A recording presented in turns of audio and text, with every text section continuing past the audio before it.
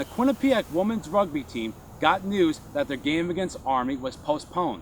However, the next morning, the game was back on.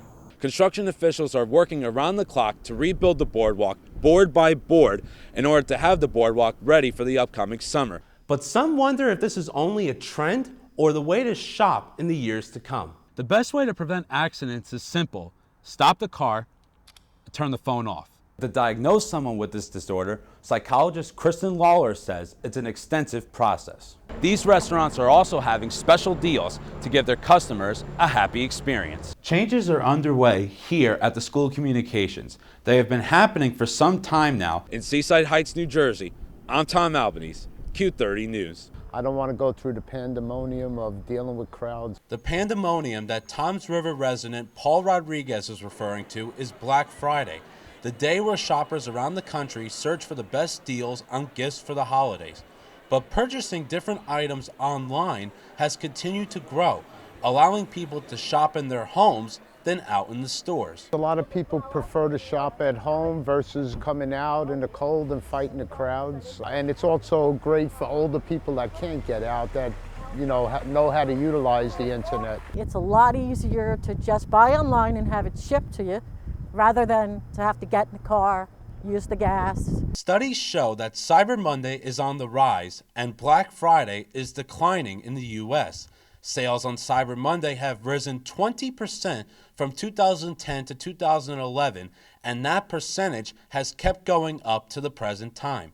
Quinnipiac professor Don Johnson agrees with this increase based on the advantage of shopping online. The Cyber Mondays are making a significant competition for Black Friday because they have a huge advantage in that it costs less from a time perspective to shop that way, and you can shop faster because you can see competing firms within seconds on the web as opposed to physically having to go out. Because more people have chosen against going to the stores, it's a sign of moving away from magazine deals to looking for deals online.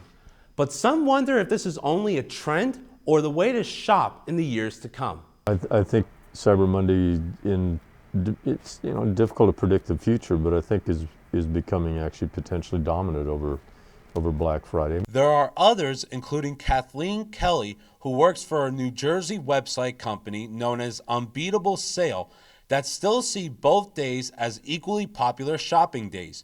She was unable to speak on camera, but said, quote, "Shopping via the internet is a great convenience to many people, but I don't think Black Friday is going away anytime soon, as people will always be driven to get the bargains at stores," unquote.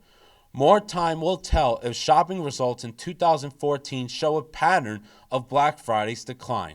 I'm Tom Albanese, Q30 News. There are currently 22 majors for undergraduate students at the College of Arts and Sciences, but soon that number will go to 21.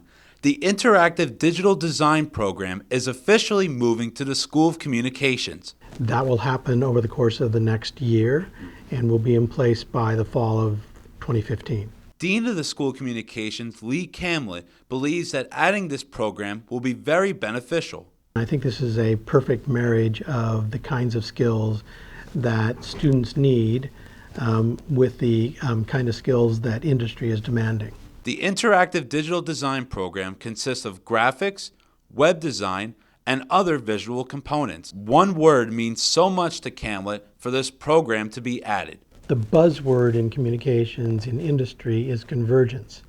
Everything's coming together. Changes are underway here at the School of Communications. They have been happening for some time now, but some IDD students were still caught off guard. I don't know much. I think one of my professors mentioned it in class a couple weeks ago, but that's all I ever really knew. Other students, including Hannah Schindler, knew about the move and are excited for the new opportunities. I think it's going to be good. I think it's going to create more opportunities, like with communication, since IDD is a little bit confused between being an arts and science or like being an art major or being a communications major, but I think the move will be good. There is a total of 60 majors within the IDD program that will make its way to the new school.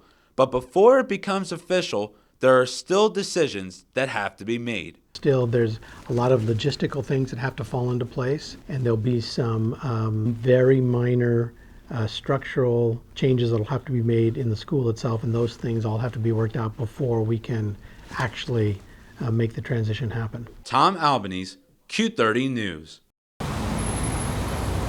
On many busy streets, there are people that still text and drive, putting themselves at risk of getting into accidents. It's a trend that has gone on for decades, and as Hampden Police Chief Thomas Albanese says, one big cause is all the improvements in technology. With the explosion of technology and smartphones and mobile devices, people are trying to multitask while they're driving a car. Some may be able to handle it, but others have not. Here in Hampden a few years ago, we had a fatal motor vehicle accident that was attributed to an operator using her phone at the moment of impact, and a person lost their life because of it. As more accidents of this stature get reported, authorities have worked harder to prevent these issues from occurring, but most people may not be trying to prevent it. A 2012 survey of more than 3,900 U.S. adults found nearly 83% of the group felt that texting while driving was, quote, completely unacceptable. But about 35% of these people also admitted to reading an email or a text while driving during the month the survey was taken. I think it just comes down to psychology and people's desire to not wait to either receive or deliver communication. As many people continue to multitask on their mobile device while driving, the best way to prevent accidents is simple. Stop the car, turn the phone off. I think that if you are a person who finds it difficult not to engage in that type of conduct, right? Texting and driving, holding the phone while you're driving. If you're not able to do that, then be responsible and shut the phone off. Just shut it off and put it down. But some Hampden residents, including Chris Mateo, still text while driving because of the state's laws. I don't think that the state laws or any of the laws need to be strict. I think the laws are great, but I think they need to enforce the laws, because if you're not afraid of a law, then you're not afraid of getting caught because you know it's not enforced. There's more work to be done. Wydra is hoping that the situation improves. I hope we get a lot better in the future. In Hampden, Tom Albanese, Q30 News.